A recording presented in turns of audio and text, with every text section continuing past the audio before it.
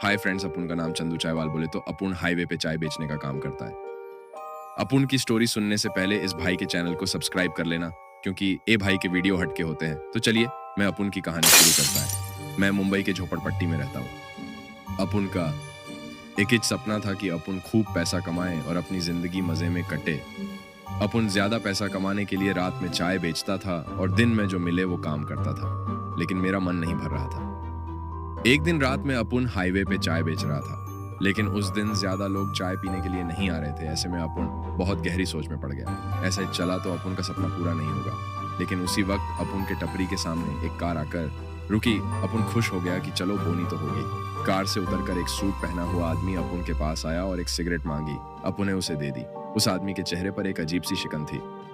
Cigarette पीते पीते उस आदमी ने अपुन के बारे में पूछा। अपुन भी उसको सब कुछ बताया। तभी उसने अपुन को पूछा, तेरे को 20 लाख दूंगा, मेरा एक काम करेगा क्या? अपुन तो एकदम से चौंक गया। ए आदमी कौन है? अपुन को क्यों इतना पैसा दे रहा है? अपुन ने उसको पूछा, क्या काम है? इतना पैसा क्यों दे रहा है?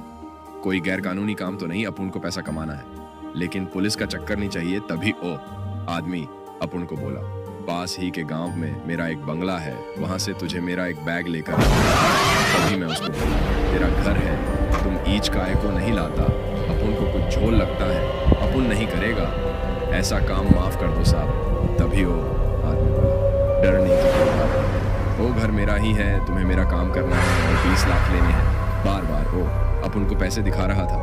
अपुन ने सोचा कि जिंदगी में इतने पैसे नहीं कमा पाऊंगा, ऑफर ले लेता हूं। मैंने उसे कहा, ठीक है, बताओ कब लेके आना है? तभी वो बोला, आज ही आओ। अभी कैसे पैसे मिलेंगे कि बड़ा होटल खोल सकता है? उसकी बात सुनकर अपुन के मन में लड्डू फूटने लगे। अपुन टपरी छोड़कर बाइक पर सवार होकर हवेली की तरफ निकाला। अपुन के मन में 20 लाख रुपए का क्या करें, यही ख्याल आ रहे थे। सोचते हुए कब हवेली आ गई समझ नहीं पाया। हवेली के गेट पर गाड़ी लगाकर अपुन चलते हुए हवेली के दरवाजे के पास आया। उस आदमी ने जो चाबी दी थी उससे दरवाजा खोल दिया। अंदर एकदम भयानक मंजर दिखा। हर तरफ जाले बने थे, धूल जम गई थी, जैसे कि कोई यहाँ बरसों से कोई नहीं रहता। अपुन थोड़ा डर लगने लगा था, फिर भी पैसों के बारे में सोचकर अपुन अंदर चला गया। कमरे में बहुत सारे शीशे लगे हुए थे। अपुन सोच रहा था, इतने शीशे क्यों हैं? लाइट ना होने के कारण अपुन को कुछ भी ठीक से नहीं दे रहा था। मोबाइल की टार्च लगाकर अपुन बक्से वाला कमरा ढूंढ रहा था। अपुन सीढ़ियां चढ़कर ऊपर वाले कमरे की तरफ बढ़ा। बहुत ही अजीब सन्नाटा था, जैसे तैसे अपुन उस कमरे में घुस गया। अपुन ने दीवार पर लगी बोर्ड पर उंगली से स्विच दबाया तो लाइट जली। अब अपुन के जान में जान आई। अपुन अलमारी को देखा जिसमें ओ बक्सा रखा था। अलमारी का दरवाजा खोलते ही सामने ही ओ बक्सा अपुन को दिखा। अपुन खुश होकर ओ बक्सा उठाया और निकलने लगा। तभी अपुन के मन में ख्याल आया, आखिर इस बक्से में ऐसा क्या है जो अपुन को 20 लाख दे रहा है? अपुन ने उस बक्से को खोल के देखने की सोचा।